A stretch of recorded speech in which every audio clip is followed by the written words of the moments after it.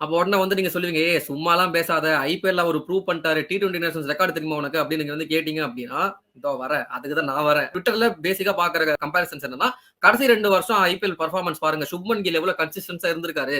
இந்த கன்சிஸ்டன்சி பெர்ஃபார்மன்ஸ்க்கு நீங்க ரிவார்ட் பண்ணனும்னா வேற என்ன நீங்க ரிவார்ட் பண்ணுவீங்கன்னு கேட்டிருக்காங்க. சுப்மன் கில் கடைசி 2 வருஷம் ஐபிஎல் வந்து பாத்தீங்கன்னா 1076 ரன்ஸ் அடிச்சிருக்காரு. அதாவது இந்த வருஷம் 2025ல வந்து 650 ரன்ஸும் அதுக்கு முந்தின வருஷம் வந்து 426 ரன்ஸும் அடிச்சிருக்காரு. ஆவரேஜ் வந்து பாத்தீங்கன்னா 45 வச்சிருக்காரு. ஸ்ட்ரைக் ரேட் வந்து பாத்தீங்கன்னா 150 வச்சிருக்காரு.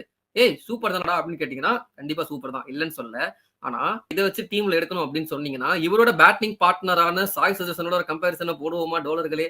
சாய் சுதர்சன் சார்ஜ் எடுத்து பேசுறேன் பாருங்க. கடைசி 2 வருஷம் அவர் வந்து 1286 ரன்ஸ் அடிச்சிருக்காரு.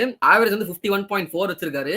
சாய் ரொம்ப கம்மி ஸ்ட்ரைக் ரேட்ல ஆடுவாருப்பா. அவரெல்லாம் வந்து T20 செட் ஆக மாட்டாரு. 151 வச்சிருக்காருங்க. சுப்மன் கில்லை விட 1 ஸ்ட்ரைக் ரேட் அதிகம்.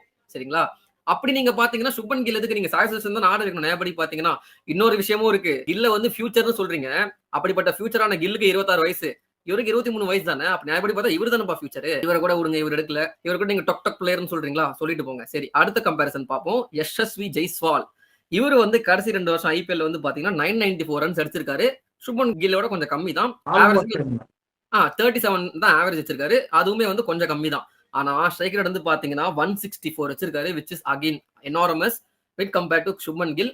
கன்சிடர் பண்ண மாட்டாங்க. ஓப்பனிங் பேட்ஸ்மேனுக்கு நீங்க 1000 ரன் வச்சிருக்கணும்னு அவசியம் இல்ல. அந்த 990 ரன்ஸ்லயே வந்து நீங்க ஸ்ட்ரைக் ரேட் ஜாஸ்தியா வச்சிருக்கீங்க. மேட்டர். பவர் பிளே யூட்டிலைஸ் பண்ணோம். உங்களுக்கு ஒரு 7 ஓவர் 6 ஓவர் 7 ஓவர் ஆனாலே போதும்.